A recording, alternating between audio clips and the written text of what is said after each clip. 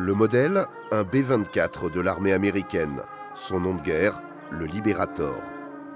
Sa mission, bombarder les lignes ennemies et livrer des armes aux maquis. Mais dans la nuit du 5 au 6 mai 1944, un avion de la 8e Air Force est atteint en plein vol, avec 8 hommes à bord. Le bombardier est touché par des tirs de la Flak, DCA allemande. L'avion est gravement atteint, s'enflamme, les munitions explosent. Il faut le quitter. Dispersés entre Chenel-Châtel et Mably, où l'avion finit par s'écraser, 6 des 8 soldats vont trouver refuge chez des habitants.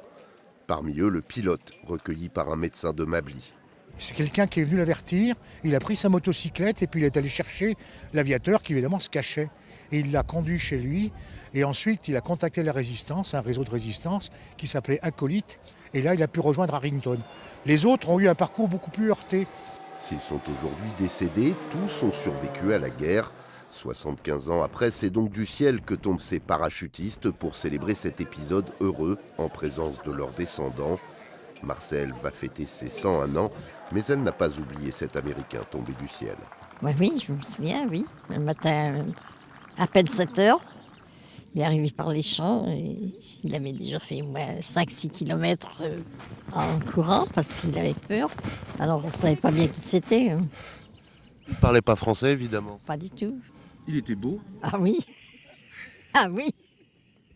Elle en garde un souvenir précis, enjoué et doux comme la doublure de son pantalon qu'elle a conservé.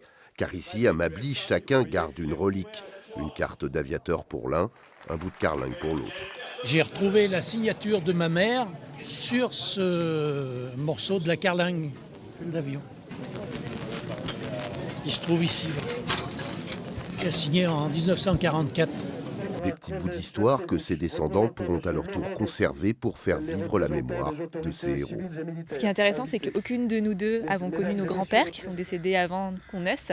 Mais par contre, on a créé ce lien très très fort et on pense très souvent à nos grands-pères qu'on aurait aimé connaître et on espère transmettre cette amitié à nos futurs enfants, sur beaucoup de générations.